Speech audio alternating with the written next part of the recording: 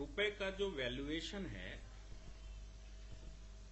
सभी रिजर्व बैंकों को, किसी भी कंट्री की हो, उस रिजर्व बैंक को जितना सोना है उसके अगेंस्ट में करेंसी छापनी होती है, जितना गोल्ड है, क्योंकि इंटरनेशनल करेंसी गोल्ड है, आईएमएफ की करेंसी गोल्ड है। पहले कभी आईएमएफ की करेंसी भी डॉलर हुआ करती थी, लेकिन जब एक बार 1973 या 77 में रिसेशन आया तो फिर डॉलर एकदम गिर गया था, तो अब इंटरनेशनल करेंसी गोल्ड है। कोई भी संसार की कोई भी कंट्री अगर अपने यहां करेंसी छापेगा तो उसको गोल्ड के एवज में करेंसी छापनी होगी। सपोज किसी के पास इतनी करेंसी है, इतना गोल्ड है, मैं मानता हूं कि मेरी सरकार है और 1 किलो गोल्ड है मेरे पास, और 1 किलो गोल्ड में मैंने 1000 रुपए छापे, तो 1 ग्राम गोल्ड कितने का हुआ? 1 रुपए का। और एक दूसरी सरकार है जिसके पास 1 किलो गोल्ड है और उसने 1 किलो गोल्ड में 5000 रुपए छापे, तो उनका 1 ग्राम कितने का हुआ? 5 रुपए का। तो हमारी करेंसी और उसकी करेंसी में कितना डिफरेंस आया? 4 रुपए का, मतलब 5 रुपए का। हमारा 1 रुपया उस गवर्नमेंट का 5 रुपया बराबर होगा। इसलिए जो जितनी भी फेडरल बैंक्स होती हैं उनके पास गोल्ड का रिजर्व होता है, उस रिजर्व के अगेंस्ट में वो अपनी करेंसी छापकर मार्केट में चलाता है, और इंटरनेशनली मोनेटाइज होता है ये।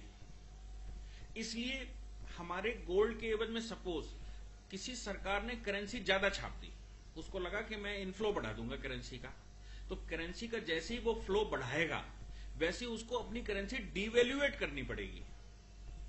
जैसे चाइना ने अभी डिवैल्यूएट करी, अवमूल्यन किया, तो उन्होंने कहा भाई अब हमारी करेंसी ये उसका रेट होगा। क्यों? क्योंकि उसने मार्केट में पैसा कम पड़ गया, उसका ट्रेड नहीं चल रहा उस कंट्री में, तो वो क्या करेगा? करेंसी छापकर मार्केट में निकालेगा। वो सैलरियां बढ़ाएगा, तो कहां से देगा? करेंसी छापेगा और सैलरियां देगा। पैसा ज्यादा हो गया, रिजर्व कम रह गया, तो पैसा ज्यादा रिजर्व कम है तो उसको करेंसी को डिवैल्यूएट करना पड़ेगा, तब वो मार्केट में चलाएगा। तो अपने इस कंट्री लेवल पर तो ठीक है, लेकिन इंटरनेशनली उसकी वैल्यू कम हो गई। ऐसे वर्ल्ड वाइड करेंसी छपती है और उसका कंपैरिजन होता है। इसलिए आज $1 की कीमत 66 रुपए अगर है, 64 रुपए, 65 रुपए, 66 रुपए, इसका मतलब है जितना गोल्ड उनके पास है उतने गोल्ड में हमने 66 गुना ज्यादा करेंसी छाप ली है अपने कंट्री को चलाने के लिए। क्योंकि इंटरनल व्यवस्था तो हमारी है, हम अपनी चला लेंगे, लेकिन इंटरनेशनली उसको चलाने के लिए तो हमको अवमूल्यन करना पड़ेगा, क्योंकि वो कहेंगे भाई करेंसी आपने ज्यादा छाप रखी, गोल्ड आपके पास कम है, आपकी करेंसी हम क्यों ले ले? तो वो हमारी करेंसी नहीं लेंगे, वो हमारी करेंसी लेंगे नहीं, और उनके मतलब की भी नहीं है हमारी करेंसी, वो क्यों? वो उनके यहां चलती नहीं है। तो क्या है? International monetary fund, IMF, international monetary fund में वो हमारी करेंसी ले जाकर एक्सचेंज करेंगे और अपना डॉलर वहां से लेंगे। तो वहां जैसी हमारी करेंसी देगा वो कहेगा इनकी वैल्यू इतनी है, तो इतने डॉलर आपको मिल सकते हैं। अब हमारी करेंसी ज्यादा करेंसी में उसको कम डॉलर मिलेंगे, तो वो क्यों हमारी करेंसी लेगा? इसलिए आपको डिवैल्यूएशन तो करना ही पड़ेगा, करेंसी की वैल्यू आपको बतानी पड़ेगी। अब जो सरकार ने जो स्टेप लिया कल परसों, उस स्टेप में जितनी करेंसी हिंदुस्तान में चल रही थी, 88 पॉइंट समथिंग बड़े नोट, 1000 और 500 के नोट थे। 88% अगर ये बड़े नोट थे तो इसके अलावा फेक करेंसी और होगी। मैं मान लूं 10% फेक करेंसी चलती हुई, 5%, 1%, 2%, ये फेक करेंसी सहित सरकार ने कहा ये लीगल टेंडर नहीं रहा, तो आप उसको एक्सचेंज कर लीजिए, आप बैंक में जाइए और नया करेंसी ले आइए। सरकार ने कहा 50 दिन का समय है, 50 दिन के अंदर आप अपनी करेंसी चेंज कर ले जाइए हमसे। 1000 और 500 के नोटों की जगह 2-2000 के नोट ले जाओ, 100 के नोट ले जाओ हमसे, या 500 का नया नोट ले जाओ। अब देखो, इसमें अगर हम ये मान लें कि 30% या 40% ब्लैक मनी है, तो ब्लैक मनी तो ओपन होनी नहीं, वो बैंक में जानी नहीं। जो करेंसी है, ऐसा माना गया कि 18 लाख करोड़ रुपया की लगभग करेंसी है। 18 लाख करोड़ रुपए में अगर हम ये मान लें कि 5 लाख करोड़ रुपया जमा ही नहीं हुआ, लोगों ने फेंक दिया, जला दिया या कुछ और कर दिया, 10-12 लाख करोड़ रुपया जमा हुआ। अब 10-12 लाख करोड़ एक्सचेंज हो गया, किसके एवज में? उसी सोने के एवज में। तो अब उस सोने में 18 लाख करोड़ रुपया छप रहा था, उसी सोने में 12 लाख करोड़ रुपया छपा। तो 30% आपके जो वैल्यू है रुपए की वो बढ़ गई, मजबूत हो जाएगा तुरंत। इसलिए 68 रुपए का जो डॉलर था वो एकदम एक ही दिन में 64 रुपए का हो गया, $4 गिरे। और अभी तो ये मुहिम चलने वाली है 31 मार्च 2017 तक। 2017 तक पता लग जाएगा कि 30%, 25%, 40% कितना पैसा ऐसा है जो ब्लैक मनी था, डिस्क्लोज्ड नहीं था। वो अनडिस्क्लोज्ड पैसा तो दोबारा कभी आने ही नहीं, वो लीगल टेंडर हो ही नहीं सकता, वो तो होगी रद्दी 10 रुपए किलो की, उसका कुछ नहीं होना। तो अब क्या है कि सरकार का एक साथ 2 अच्छे काम होने वाले हैं, बल्कि 3 लाभ होते हैं इससे। एक लाभ तो सरकार का यह होता है कि ब्लैक मनी डाउन होगी, आम आदमी अप हो जाएगा, जिसके पास नंबर 1 का पैसा है वो 2 गुने रुपए का हो गया। अब $1 के मुकाबले उसका रुपया मजबूत हो गया, या उसका रुपया जो प्रॉपर्टी 1 लाख रुपए की मिल रही थी अब वो 50,000 में मिलने लगेगी, क्योंकि ब्लैक मनी 60%, 40% चली गई। ठीक है ना? तो एक तो आम आदमी अपग्रेड हो जाएगा, और नंबर 2 का पैसा लगता है प्रॉपर्टी में और सोने में। सोना मोनेटाइज होकर कभी न कभी पकड़ ही जाता है।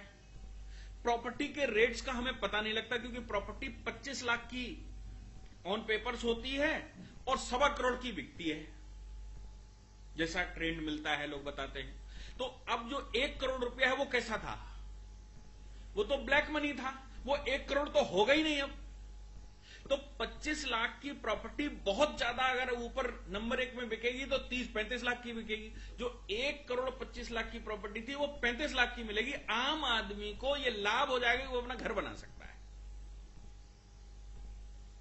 और सोना सरकार छापे छूपे डाल डूल के कभी न कभी पकड़ी लेती है, और सोने की अपनी कंप्लायंसेस हैं कि आपको इनकम टैक्स में शो करना पड़ता है। अगर पैतृक भी है तो आपको बताना पड़ेगा। तो वो तो आज नहीं तो कल, बहुत लंबे समय उसकी सर्वाइवल नहीं है। अब जो नेक्स्ट स्टेप सरकार का होना चाहिए वो ये होना चाहिए कि वो सोने पर छापे मारने शुरू करेंगे, किसके पास कितना सोना है। और आपने डिक्लेयर क्यों नहीं किया? और अगर आपको सोना बेचना पड़ेगा भविष्य में, क्योंकि आज खरीद तो लोगे, लोग खरीद रहे होंगे, बेचना पड़ेगा, तो बेचने के बाद करेंसी आएगी, वो करेंसी बैंक में जाएगी, तो आपको बताना पड़ेगा कहां से लाए, और आपको वो सेल रिसीट दिखानी पड़ेगी, मैंने अपना सोना बेचा।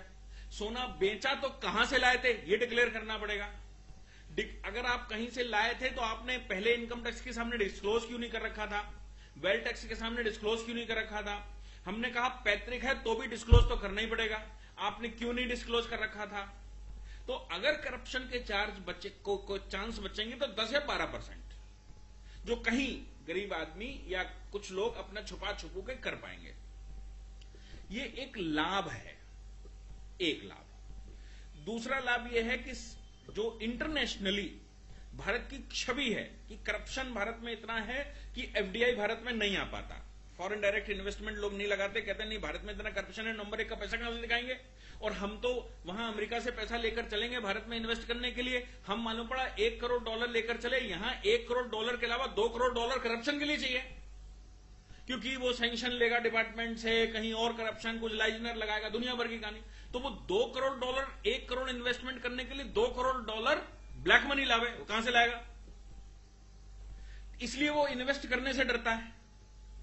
तो वो क्या करता है, फिर भारत में कोलैबोरेशन करता है किसी कंपनी से, उस कंपनी के काले धन का कहीं घुमा फिरा के उधर नंबर 1 इधर नंबर 2 कुछ घुमा फिरा के करता है, तो उसको लगता है डर। इसलिए अब एफडीआई का इनफ्लो बढ़ेगा, भारत में इन्वेस्टमेंट आएगा, क्योंकि अब करप्शन का पैसा नहीं है। तीसरा लाभ ये होता है कि भारत की जो करेंसी है वो मजबूत होती है। तो करेंसी मजबूत हो जाएगी, क्योंकि अब सोने की अपेक्षा जो नया नोट छपेगा वो सरकार की काउंटिंग में कि हमने अब 12 लाख करोड़ रुपए छापा और ये मार्केट में छोड़ दिया, और पहले था 18 लाख करोड़ रुपया। तो 6 लाख करोड़ रुपया जो ब्लैक मनी था, वो ब्लैक मनी अब पता नहीं है कहां है, वो तो मनी नहीं है, वो तो खत्म हो गया ना, तो कागज बचा। तो ये जो एक्सचेंज करती है सरकार, उसका ये लाभ होता है और आम आदमी को इसमें सबसे ज्यादा लाभ होता है। ऐसा सरकार एक बार 1978 में कर चुकी है। 1978 में मोरारजी भाई देसाई की सरकार थी, अटल बिहारी वाजपेयी उसमें विदेश मंत्री हुआ करते थे। उन्होंने 100 का नोट उस समय खत्म किया था और 100 का नोट उस समय 100 का और 500 का नोट बहुत बड़ा नोट होता था। 100 का नोट बहुत बड़ा नोट माना जाता था 78 में। आप 78 में सोच सकते हैं कि उस समय सोने की जो कीमत है वो 300 रुपए या 350 रुपए तोला था। तो 300-400 रुपए तोले का जो सोना था वो आज 30,000 रुपए तोला है, तो 100 रुपए कितना होता होगा उस समय। आज 500 का नोट बहुत बड़ा नहीं है, उस समय 100 का नोट बहुत बड़ा होता था। उन्होंने 100 के नोट खत्म किए थे और उसका प्रभाव मार्केट में बहुत बड़ा था। लेकिन एक बहुत बड़ी समस्या इसमें यह आती है कि जो जिनके नेटवर्क में करप्शन है, ऐसा एक 20-25% लोग होंगे जिनके नेटवर्क में करप्शन होगा, उनके करोड़ों रुपए खराब हो जाएंगे। वो सरकार के साथ निकालते हैं खुन्नस और फिर वो सरकार के अगेंस्ट में काम करना शुरू करते हैं और सरकारें गिरा देते हैं। ये कोई जो डिसीजन सरकार का है, ये आसान डिसीजन नहीं है, ये तो अपने गले पर तलवार रखकर लिया गया डिसीजन है। क्योंकि 1978 हमारे सामने एक इलस्ट्रेशन है कि 1975 की इतनी इमरजेंसी की जाती होने के बावजूद 75 से 77 इमरजेंसी में इतनी जाती हुई कि हम आज भी उसकी जन्म तिथि और मरण तिथि मनाते हैं और उसको भूलकर लोगों ने मोरारजी देसाई की सरकार गिरा दी थी और 80 में 371 सीटें लेकर इंदिरा गांधी पुनः आ गई थी, जिसने 75 से 77 तक हाथ पैर तोड़ने में किसी की कसर नहीं छोड़ी। करेंसी इश्यू ने कि जो काला धन खत्म करने की कोशिश मोरारजी सरकार की थी, उस काला धन को समाप्त करने में लोगों ने कहा नहीं, कम से कम वो काला धन मेरा था, मेरा धन तो था, मार बड़ी तो हम सह लेंगे, लेकिन काला धन तो ठीक रहेगा, हमारा पैसा तो ठीक रहेगा। तो 78 में इंदिरा गांधी की सरकार पुनः आ गई थी इसी डिसीजन की वजह से। तो कोई भी सरकार अगर इस प्रकार का डिसीजन लेती है तो ये मान के चलो कि वो अपने गले पर चाकू रखकर डिसीजन लेती है, वो बिल्कुल मौत की कगार पर खड़े होकर डिसीजन लेती है। ये सामान्य लोगों के बस का काम नहीं है। जो सत्ता के लोलुप लोग हैं, जिनको सत्ता अच्छी लगती है, जिनको सत्ता में बने रहना अच्छा लगता है, जिनको सत्ता से लाभ लेना अच्छा लगता है, उनके बस का ये डिसीजन नहीं है कि वो डिसीजन ले पाएंगे। क्योंकि इलस्ट्रेशन संसार भर के बहुत बुरे हैं जब ये गिरा। तो अभी हमको भी सबको अभी लग रहा है कि नहीं बहुत अच्छा हुआ और उस समय अप्रिशिएट किया था 78 में भी लोगों ने, लेकिन इसकी कॉन्सिक्वेंसेस दिखाई पड़ेंगी साल भर बाद। और साल भर बाद के बाद वो कहेगा नहीं, अरे करप्शन का पैसा होता तो 1000 इसको दे देते, 500 उसको दे देते, तो ऐसा कर लेते, तो वैसा कर लेते, वो होता तो ऐसा हो जाता, अब तो पैसे ही नहीं है, कहां से लाएं। बस इतना है कि सरकार अगर ट्रांसपेरेंसी में और सक्सेस हो पाई तो ये खेल हमेशा के लिए खत्म हो जाएगा। और अगर सरकार लूज रह गई तो ये करप्शन इशू, ये जो ब्लैक मनी इशू है, ये सरकार को ले डूबता है। मोरारजी देसाई सरकार के समय पर ऐसा नहीं हो पाया। इसके अलावा एक और बयान आया, उस बयान में लोगों ने कहा कि ये तुगलकी फरमान है। कांग्रेस ने कहा, आम आदमी पार्टी ने कहा, ममता बनर्जी ने कहा, कई लोगों ने कहा ये तुगलकी फरमान है। ये कहा क्यों, ये सगुफा कहां से आया? मोहम्मद बिन तुगलक ने इस तरह का रिफॉर्म लाया था वो 13वीं सेंचुरी में, और उसने डिवैल्यूएशन किया था। और हमने मोहम्मद बिन तुगलक के बारे में यह भी सुना होगा कि लोग ये कहते हैं कि मोहम्मद बिन तुगलक एक जो मेंटल शासक था। फिर बाद में लोगों ने आज के जमाने पे कहना शुरू किया कि उसने वो कदम 13वीं सदी में उठाए जो आज सरकारें उठाती हैं, डिवैल्यूएशन वगैरह, करेंसी को चेंज करना और राजधानियों को चेंज करना, रिफॉर्म लाना। उस समय उसने किया। क्या है, उस समय जब उसने किया होगा तो उसका रिफॉर्म तो अच्छा था, लेकिन उसकी मैकेनिज्म नहीं रही होगी, क्योंकि वो अकेला रिफॉर्मिस्ट रहा होगा, इसलिए वो हो गया फेल। क्योंकि करेंसी लोगों ने छापनी शुरू कर दी घरों में। उस समय करेंसी पर एक निशान लगता था और टकसाल सरकार के होते थे, तो सरकार टकसालों में पीतल का और उसका सिक्का जो भी होता था वो काटती थी और उस पर एक निशान लगाती थी और वो सिक्का माना जाता था। लेकिन मोहम्मद बिन तुगलक के समय पर जो था वो उस समय इंफ्रास्ट्रक्चर नहीं था। 1978 में भी इलेक्ट्रॉनिकली भारत इतना स्ट्रांग नहीं था कि वो करप्शन रोक पाता। उसने ब्लैक मनी तो बाहर निकलवा दी, लेकिन फ्यूचर करप्शन को नहीं रोक पाया, लोगों की मेंटलिटी को नहीं रोक पाए होंगे, इसलिए 80 में सरकार गिर गई। लेकिन आज 2016 में हमको ये सोचना चाहिए कि सरकार के पास सारी विधियां हैं, इलेक्ट्रॉनिकली सरकार बहुत स्ट्रांग है, वर्ल्ड फिजिकली सरकार बहुत स्ट्रांग है, फुल मेजोरिटी की सरकार है। मोरारजी देसाई की सरकार मेजोरिटी की सरकार नहीं थी, आज मेजोरिटी की सरकार है। आज सरकार के डिसीजन पर प्रश्न चिन्ह लगाने वाला व्यक्ति नहीं है, अपोजिशन को छोड़कर। इसलिए इसके सफल होने की 99.99% संभावना है। और आम आदमी जो खाई बहुत बड़ी बन गई, 78 में खाई इतनी बड़ी नहीं थी, 78 में खाई इतनी बड़ी नहीं थी। सबसे बड़ा करप्शन जो हुआ 2004 से 2014 हुआ, जिसमें अरबों करोड़ रुपया बाहर हुआ सरकार का, और सरकार ने छापा, सरकार ने ज्यादा पैसा छापकर लोगों के वेतन आयोग लागू किए, पैसा बाहर निकाला, करप्शन का पैसा बाहर निकाला। उसका नतीजा ये निकला कि डॉलर मजबूत होता चला गया, रुपया गिरता चला गया। मालूम पड़ा कि 40-42 रुपए से 10 वर्ष में वो 65-67 रुपए आ गया। 65-67 रुपए आ गया, मतलब करेंसी सरकार ने ज्यादा निकाली 50%, और 50% करेंसी ज्यादा निकाली तो वो करप्शन में गई कहां? नहीं। इसलिए जो करप्शन का पैसा था वो 2004 से 2014 तक बड़ी तेजी से मार्केट में आया। नतीजा ये निकला कि जो प्रॉपर्टी 1000 रुपए गज हुआ करती थी, वो प्रॉपर्टी 70,000 60,000 रुपए गज हो गई।